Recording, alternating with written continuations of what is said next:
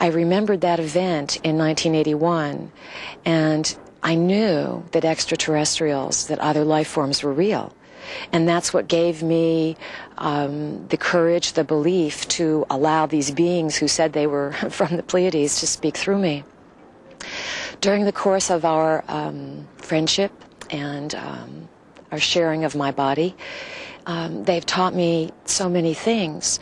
And what I'm wanting to share with you today is that the search for extraterrestrials that people are impulsed to follow is a search that's very complex.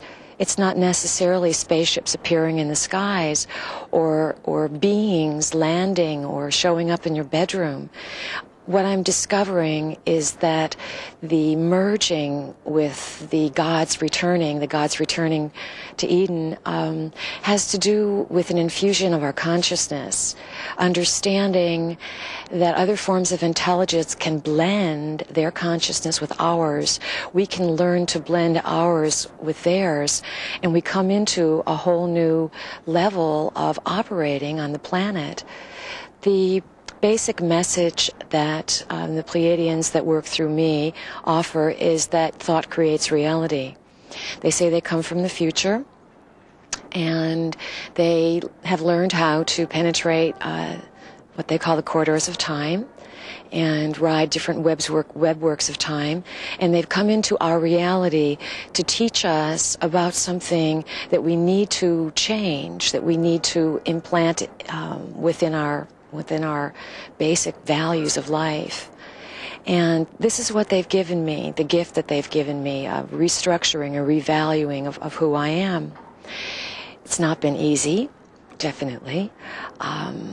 I've changed so much that sometimes it's very difficult for me to relate to people and the ideas that they have not questioned over the years. The ideas that are instilled with us from the time we're children based on fear, our religious institutions, our educational systems. They never teach us to honor and love ourselves and to understand the mystery of the body first. And then understand that the mystery of the body and the mind ends up reflecting itself and creating itself in the outside world. Part of my instruction at this time has been to speak openly so that others don't feel that they're going crazy, so that others can understand that there is this infusion of off-planetary intelligence coming to merge with our consciousness. Many of these beings have no idea how to make contact with us because we've been so programmed to fear and programmed to interpret what we don't understand as something that would be bad. And unfortunately, we've been lost in this paradigm of thought that we are the most intelligent species that exist. And I believe that we're one of millions or billions, and that the earth is now being reopened. The doorways that will connect us to other forms of life are gently, and sometimes more than gently, sometimes with great collision. These avenues of light, these avenues of thought are being opened so that we can change. I feel that I'm an example, I'm a forerunner for what's going to happen to much of the population. Knowing the thought patterns of humans, that one message was not enough, the Confederation resorted to a much more extensive assistance scheme. After consultation with the spiritual hierarchies and the cosmic intelligences known as archangels, a common plan was developed with the Archangel Michael to send his legions of light workers to incarnate on Earth. Voluntary extraterrestrials of all planetary hierarchies within our Milky Way helped heal the Earth with the release of a new consciousness on the planet, leading us back to expand the awareness of the planetary Christ, or Buddhi consciousness. First, ascended masters who once left Atlantis decided to incarnate again, as well as countless volunteers of higher planetary hierarchies, to begin the return of the White Brotherhood on Earth. An old Bible prophecy tells of the last battle on Earth, where the Archangel Michael leads his legions into the battle against the unconscious. In 1960, the first voluntaries began to incarnate on Earth with the help of the spiritual worlds in order to prepare for the coming of the legions. The legions would incarnate from about 1970 onwards if the vibration of the planet was slightly raised in order to change the world from within.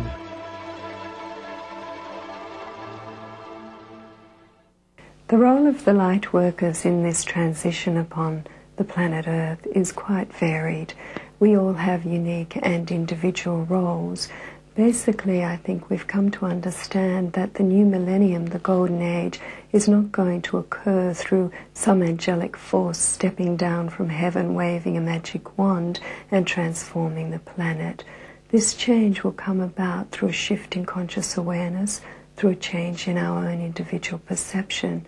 And many of us are now working to bring this change into fruition. The main commitment that we have now is to simply allow our being to be so perfectly in tune with divine will, with the higher energies, that we are in fact just vessels, like the Holy Grail, for these energies to flow through and manifest upon this plane. So in other words, I guess all changes come from cleaning up your own backyard and through simply allowing the inner light to really shine forward and forth and trigger that inner light within the hearts of all. Each of the millions of extraterrestrial volunteers who was born here is a specialist in the most diverse areas of science and in the art of living. At a definite point in time, the awakening call went out into the subconscious of these beings, who were the unconscious carriers of higher knowledge and vibrations. Healers, therapists, scientists who know about the concept of free energy, light workers, living quantum accelerators are cleaning the earth. They are the teachers who spread the love of life, art and meditation. They are spiritual teachers, warriors of the suppressed truth. All of them, consciously or unconsciously, introduce the new age and raise the frequency of the planet. Many of these people have always felt that a part of them is different. At the time, I had never heard of or read about UFO, and I had an experience on a ski holiday at the Tauchen Lake in Salzburg. I used to pray a lot for people who were about to die, and I comforted people who had a calling in this life. In the evening, I went to bed and I prayed. I cannot even say how this sort of thing happens. Then there were 6 round flying objects, and out of each of these round flying objects shone a beam of light. In that moment, the beam of light intensified, and I was afraid. My fear was so strong that I was paralyzed, but at the same time, I also felt bliss. Then the beam hit my head, through the eyes and the forehead, and it felt like my head was bursting. And again I had a strong pain and a feeling of bliss.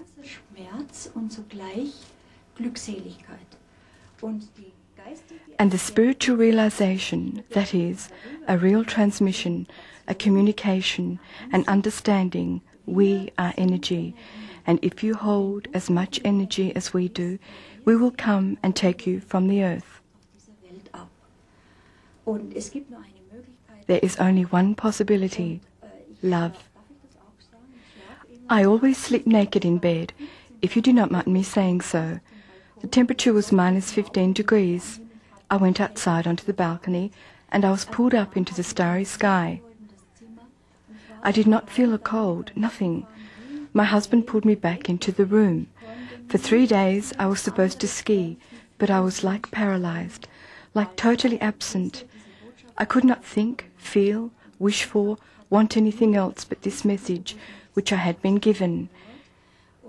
And as I said, at the time, I had neither read nor heard anything about UFOs. Later, when I had moved to solar, I had a further experience.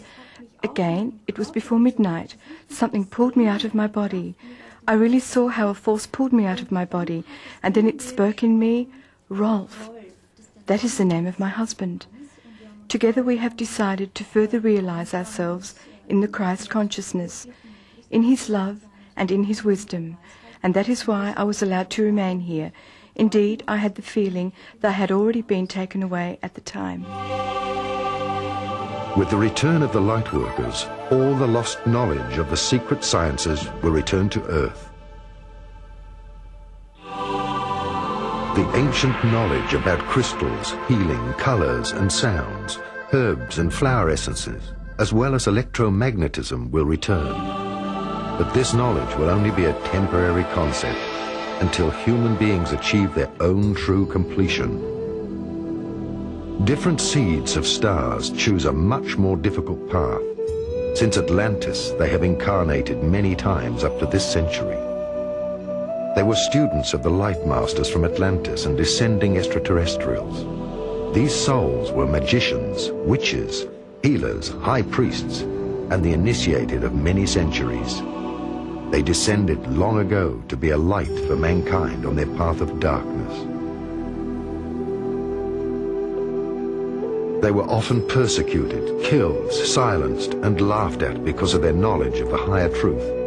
They swam like fish against the currents of humanity. You are a member of a Rosicrucian secret society. Yes, it is the Rosicrucian Order, or Amok. It is the only official and true one. It was founded 3,500 years ago here in Egypt. The teachings are of Hermes Trismegistus. The entire spiritual line, let's say, is laid in order to find the path to God. Everyone has to find his path. These teachings are pure and real, and they are constantly updated, scientifically, and let's say also on a spiritual level. Wissenschaftlich und auch, sagen wir, spirituell. Do you see a relationship between the contact to extraterrestrials and your religious coalition? Not directly. I think that if all human beings have a straight path to God, all this will fall into place. I do not think that human beings can determine it themselves. Somehow they are chosen. Could it be that the extraterrestrials are observing certain people or souls here on this planet, and that they are then chosen as messengers or contact people in order to bring the message to the world? Yes, they have confirmed this to me. They are observing. Then they choose people and give them instructions. Even during this century, great thinkers using holistic techniques, such as Nikola Tesla, Wilhelm Reich, Victor Schauberger, and many others have been persecuted and silenced by the lodges because of their inventions using free energy. The first group of these seeds of stars were wounded many times during their battle to slowly raise mankind out of its spiritual darkness. The first seeds were of great help during the first phase of ascension, bringing breakthroughs in the thinking of humanity. They were the geniuses of this century. Well, yes, the technical information that was given to me in early life is coming out now, and they said it would come out over the years as time went by.